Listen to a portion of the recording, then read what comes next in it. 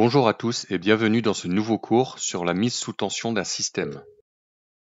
Pour mettre sous tension un système, vous devez préparer votre matériel, les équipements de protection individuelle, le schéma et le voltmètre. Identifiez sur le schéma l'interrupteur sectionneur. Vous ferez une mesure en amont dans un premier temps, puis en aval, après la déconsignation.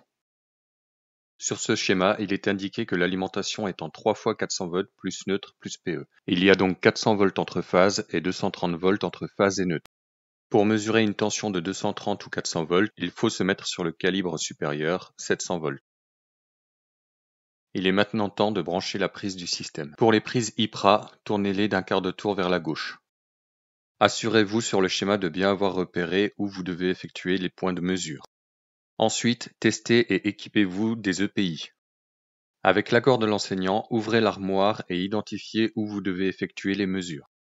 Dès que vous êtes prêt à faire les mesures, appelez votre enseignant.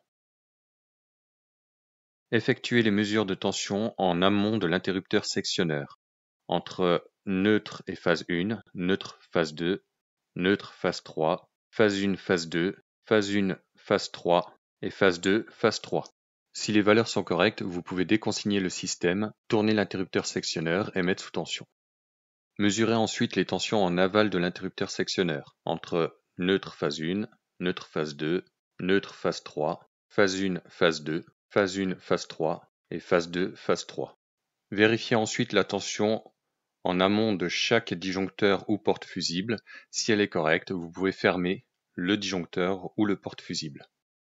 N'hésitez pas à laisser un commentaire et à liker.